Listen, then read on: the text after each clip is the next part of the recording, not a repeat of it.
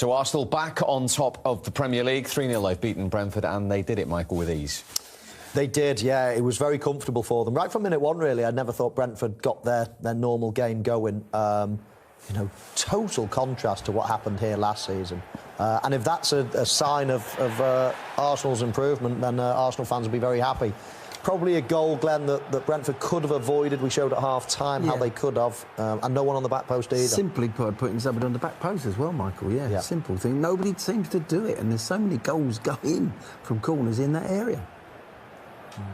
But I thought Arsenal were excellent today, I really did. And this epitomises how Arsenal are playing with a confidence. It's a beautifully flighted ball. We analysed the defensive side from Brentford, but don't take anything away. It's a lovely ball from Xhaka. They buy some time, and when you get that sort of time and space in that area of the pitch, what they didn't do against Man United, that we focused on before the game, they hurt Brentford today.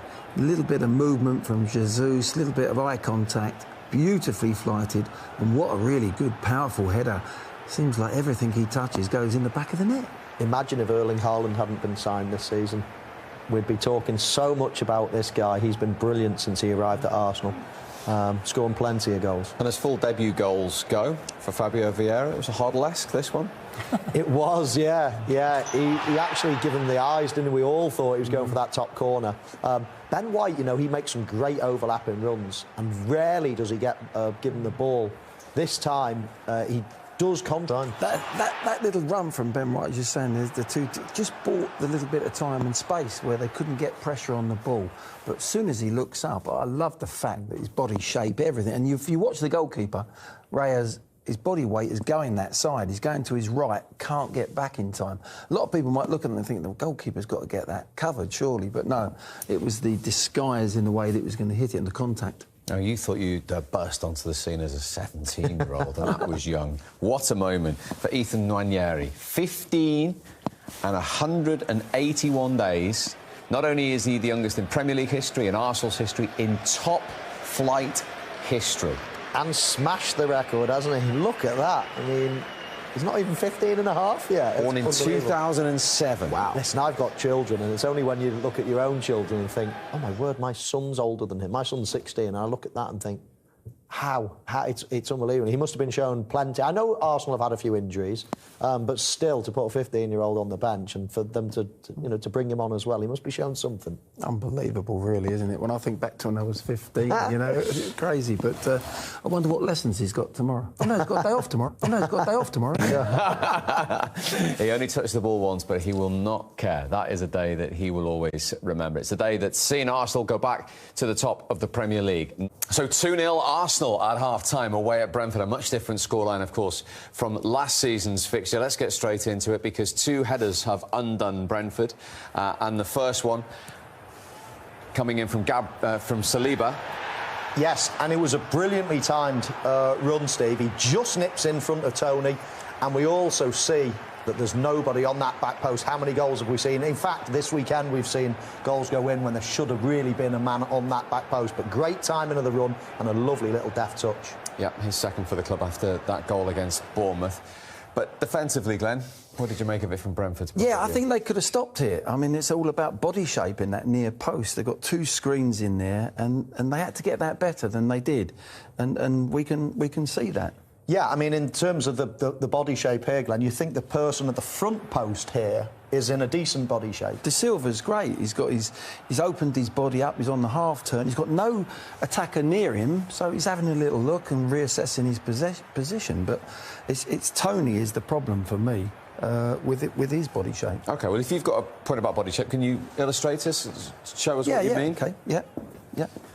So, well, in the first instance, I think we've got the goal in behind us to the left. Yeah. And you're Ivan Toney, I'm Saliba, getting past you, and I just catch you unawares, nick in front and head it into that direction. And I can't see you coming, you know, at all. Now, if he had the same body shape as De Silva at the front on the half turn, and I make the same see you run coming, the arm comes across, and the front shield, his job is to stay in front of any attacker. You can't do that if you're not seeing, and you just stay in front. And you clear the ball, and the problem's solved. So a simple, tiny little change, and it's avoided. Yeah. Fascinating. Well, I'll come back over because obviously Gabriel Jesus then made it 2-0. 4 Premier League goals already for Gabriel Jesus. Took him 24 matches last season to reach that total for Manchester City. This was all about the ball from Granit Xhaka. It was a lovely ball, Steve, and I know we think this probably could have been prevented as well, but he just goes into that position. Xhaka's got some, hasn't he? He's got some real ability to play this ball in, and Gabriel Jesus, he just peels off. I do question Ben Mee and his positioning, but once he gets in, it's a lovely header as well, and there's a man full of confidence at the minute, even in his dancing ability. Yeah, what a difference he's made to Arsenal. So, once again, Glenn, Brentford's point of view. Fabulous goal going forward, I've got to say. Beautifully flighted ball, as Michael said, but the defending here, you've got to be switched on, and here... The ball played out to Tierney here, 1v1. De Silva does the right thing. So you can't leave your man 1v1 with that space in behind as well. So he comes and gives him the natural cover very quickly, but it's the other players that then in midfield areas that have got to go with him. So as he doesn't want that 1v1, so he comes across off Xhaka. The next one has to come out to Xhaka. Xhaka's got too much spit, and you might actually even think then he slides on if there's any danger there, and you leave that player spare because he's not going to hurt you. So that should happen quicker? Much quicker. As soon as he sees De Silva going over to give his mate cover, he's got to be on the next engagement and he's got to get his head down. And then that? There, exactly. And then there's your less dangerous player. And as that ball comes in there, he's got time to look up, set it, doesn't get tight enough, and that is when the movement, the eye contact between Jesus and Xhaka is beautiful. It's a great header, but you've spotted something with me as well, haven't you? Yeah, I'm just going to rewind that slightly as well, Glenn, because I totally accept what you're saying, but I really, for the life of me, can't understand Ben Mee in this position here. I don't know where he goes. I think he's absolutely in a fine position. He's blocking it, and all of a sudden he makes this decision, probably to play offside or to squeeze the play. Yeah. And Jesus just runs into his area. I think Ben Mee's absolutely spot on if he gives a communication. Yeah. Step up. And then your mate comes up with you and you leave Jesus offside. But he's just done it off his own back. He's gone on, and you can't do that in that split second. The ball's nearly off Xhaka's foot. It's too late. Absolutely fascinating insight, gentlemen. Thank you very much indeed. Frustration for Brentford then, defensively. Was amazing, you know. From the start, we show what we want to do in the game, you know. Play like always, trying to create the chances and to finish and to score. That's what I believe we did, and that's the most important thing for us, you know, to win the games. Granit, you'll know from last season, Brentford, they make themselves difficult to beat at home. How were you able to be so dominant today? Yeah, you see the new or different mentality what we have this season. How Gabi said, we had a great chance after maybe 1 minute with Martinelli. If we score the game, we start well. But yeah, we was keeping going, working each other. We are training like we play as well, and we have the class as well with individual players. They can make a difference, and today you saw that.